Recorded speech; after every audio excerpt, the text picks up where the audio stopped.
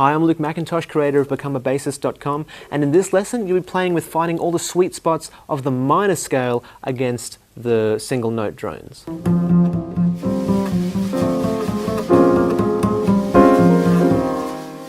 So last lesson we played a whole bunch with the major scale and trying to find out how each of the notes sound in relation to the root. Now this lesson we're going to do much the same thing but with the natural minor scale.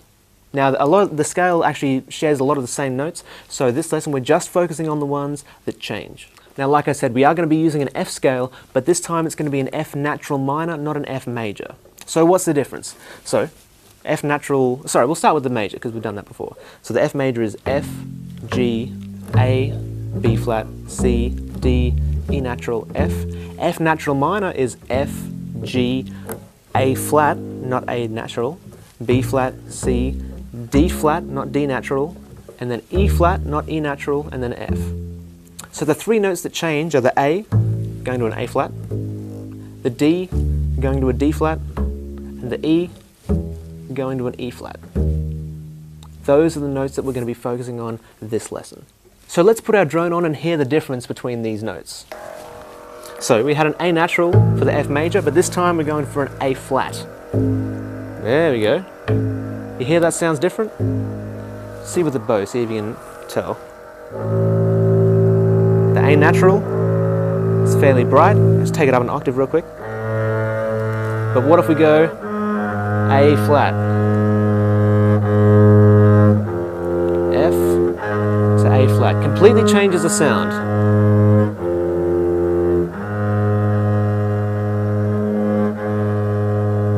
Now this A flat has a sweet spot against that F as well, so try and find that in the higher octave before you bring it down. Oh, there it is, to the lower octave, right there.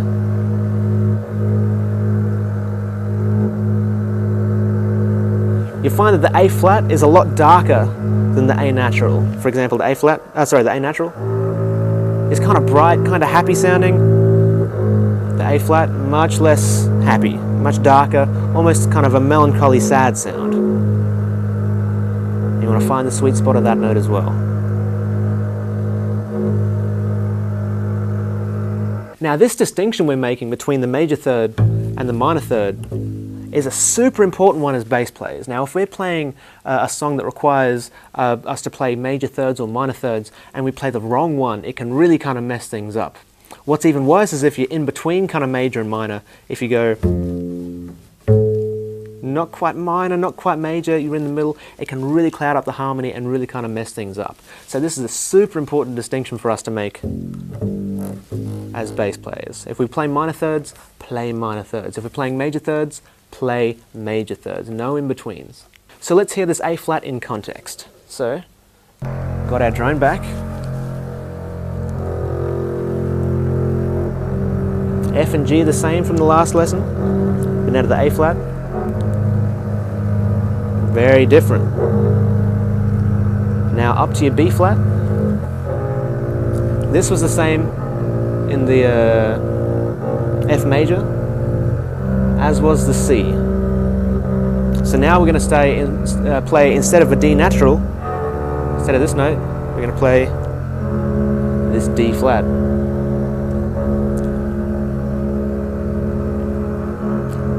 Now this, much like the A natural, is a lot darker sounding than the D natural. Remember how we said that the A natural was a lot brighter, the A flat was a lot darker?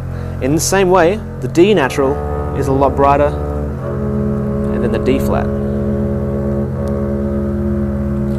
And once again, we're just searching for that sweet spot and kind of internalizing the interval between the low F drone and this note up here.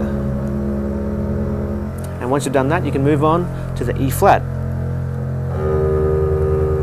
Right there. Now the E flat is actually a lot more consonant than the E natural we had before, because it's further away from the F. It's not a perfect consonance by any kind of reckoning, but it's in some ways it's easy to hear that E flat over the F rather than the E natural. Still though, you want to find that sweet spot. You don't want to be too sharp or too flat. You want to be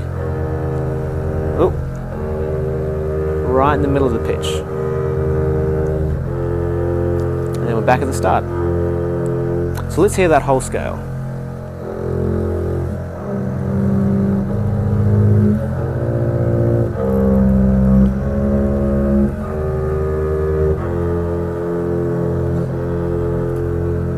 Completely different to the major scale, but that's exactly what we want. We want to be able to highlight those differences when we want to. Now, like I said, the sweet spots for the rest of the notes, the F, the G, the B flat, they're all going to stay the same because they're just playing against the F drone. They're not going to change at all. Of course, you can use all the drones that you already have from back in the first lesson. And don't let all this playing minor scales kind of stuff get you down. Maybe start with the minor scales, end with the major scales, just so you're a little bit happier at the end of your practice session. Thank you so much for watching. I really do appreciate you sticking with me through all this. In the next lesson, we've got a whole new set of drones that will laser focus just one kind of interval. I'm Luke McIntosh once again, creator of BecomeABassist.com, and I will see you in the very next lesson.